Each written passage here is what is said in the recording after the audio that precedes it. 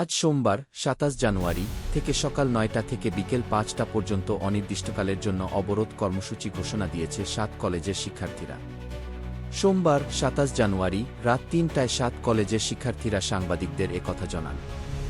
শিক্ষার্থীরা আরও জানান, শিক্ষার্থীদের উপর পুলিশি হামলা এবং ঢাকা বিশ্ববিদ্যালয়ের প্রভিসি শিক্ষা অধ্যাপক মামুন আহমেদের বিচার না হওয়া পর্যন্ত রাজধানীর বিভিন্ন পয়েন্টে অবরোধের ঘোষণা দিয়ে কর্মসূচি স্থগিত করেছেন ৭ কলেজের শিক্ষার্থীরা। পাশাপাশি সকল পরীক্ষা বয়কট করার ঘোষণা দেন ৭ কলেজের শিক্ষার্থীরা।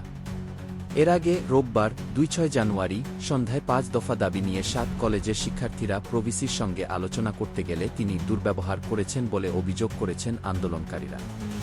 এমন অভিযোগে সন্ধ্যা ৬টার দিকে সায়েন্স ল্যাবরেটরি মোড় অবরোধ করেন তারা। এক পর্যায়ে প্রভিসি মামুন আহমেদকে ক্ষমা চাওয়ার জন্য সময় বেঁধে দেন ৭ কলেজের শিক্ষার্থীরা।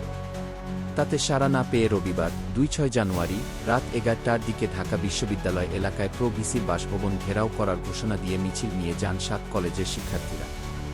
খবর পেয়ে ঢাকা বিশ্ববিদ্যালয়ের শিক্ষার্থীরা আগে থেকে নীলক্ষেত সংলগ্ন ঢাকা বিশ্ববিদ্যালয়ের মুক্তি ও গণতন্ত্র তোরণ প্রবেশমুখে অবস্থান নেন। দীর্ঘক্ষণ মুখোমুখি অবস্থানের পর ঢাবি শিক্ষার্থীদের ধাওয়ায় পিছু হটেন ৭ কলেজের আন্দোলনরত শিক্ষার্থীরা। এক পর্যায়ে পুলিশের ধাওয়া ও সাউন্ড গ্রেনেডের মুখে ৭ কলেজের শিক্ষার্থীরা ঢাকা কলেজের সামনে এসে অবস্থান নেয়। পরে তারা আবার সংগঠিত হয়ে ঢাকা বিশ্ববিদ্যালয়ের শিক্ষার্থীদের ধাওয়া দেন।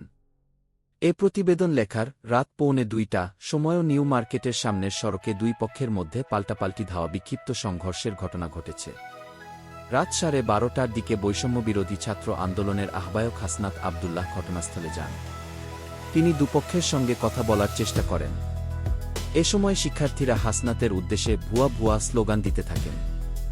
সেখানে তার উপস্থিতিতে দুপক্ষ হাতাহাতিতে জড়িয়ে পড়েন। উত্তেজনা আরও বাড়তে থাকে। তোপের মুখে ঢাবি ক্যাম্পাসে ফিরে যান হাসনাত। এ ঘটনায় এখন পর্যন্ত এক পুলিশ সদস্যসহ দুই পক্ষের কয়েকজন শিক্ষার্থী আহত হয়েছেন। তবে তাৎক্ষণিকভাবে সবার নাম পরিচয় জানা যায়নি।